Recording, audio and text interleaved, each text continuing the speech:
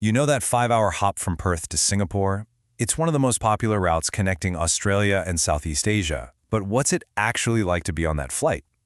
Well, today we're digging into a super detailed travel review to give you the full scoop, from the second you hit the airport in Perth all the way to touchdown in Singapore.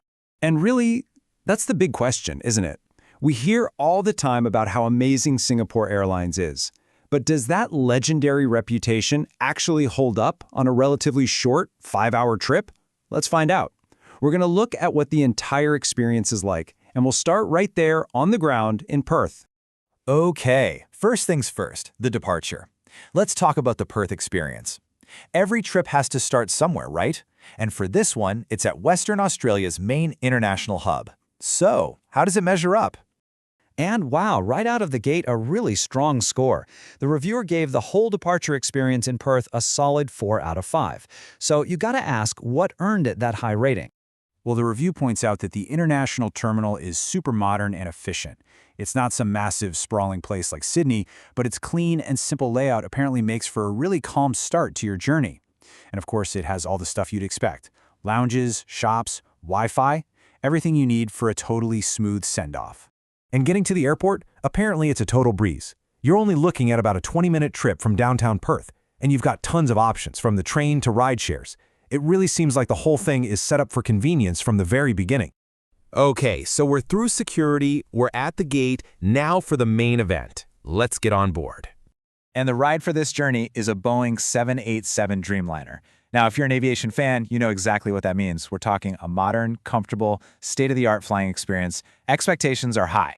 And this is where that top-tier reputation of Singapore Airlines really begins to shine through, even if you're flying economy. The review raves about the comfy seats, the nice, calm vibe from the soft lighting, and even lots of overhead bin space. You know, it's all those little details that add up and make a huge difference, especially on a 5-hour flight. And then, takeoff. The plane pushed back right after sunset, and this quote from the review just paints an incredible picture. Just imagine it. You're accelerating down the runway, lifting off into the night sky, and you see Perth's lights twinkling along the coast before they fade away, leaving just the huge, dark Indian Ocean stretching out below. Pretty awesome. So now we're airborne, settling in for the next 5 hours. This is really the heart of the journey, isn't it? Cruising high above the ocean on our way to Asia. We've hit our cruising altitude, 38,000 feet. Just think about that for a second. That's over 7 miles straight up in the air. Nothing but the hum of the engines and the sky around you. So what do you do for 5 hours up there? Well, the flight has a pretty clear rhythm to it. Soon after you level off, the cabin crew gets to work with the meal service. Then the cabin lights go down so you can just chill out, maybe watch a movie. And then kind of before you know it, you start seeing the first little islands appear out the window as you get closer to Southeast Asia.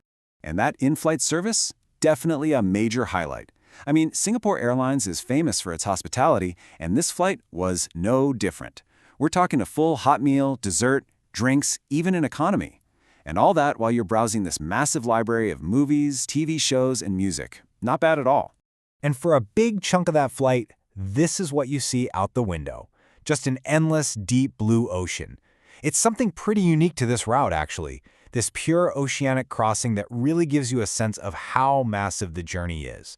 Then the cabin lights slowly come back on, you feel the plane start its descent. We're moving into the final act of the trip, arriving at the one and only, the legendary Singapore Changi Airport.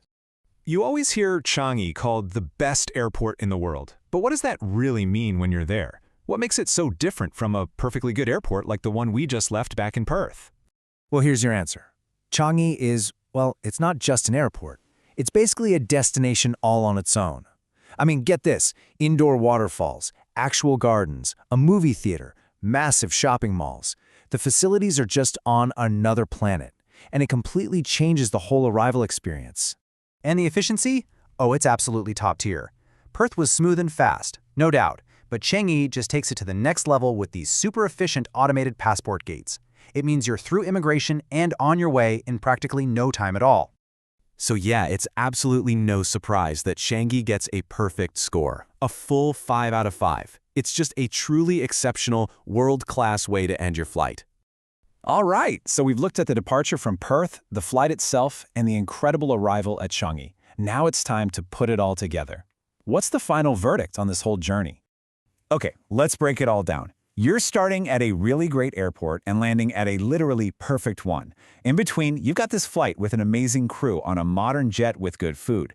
The only small downsides the reviewer mentioned: legroom could be a bit tight if the flight's packed, which is pretty standard, and of course, a busy hub is going to be, well, busy.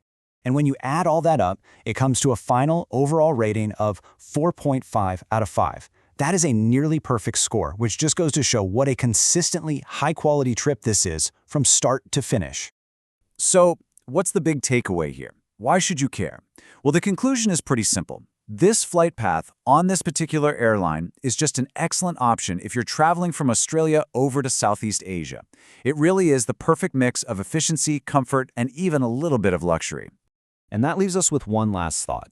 When you have a great starting point, a truly world-class airline, and you land at one of the best airports on Earth, could this be the perfect way to fly to Asia? You know, based on this review, it gets pretty darn close.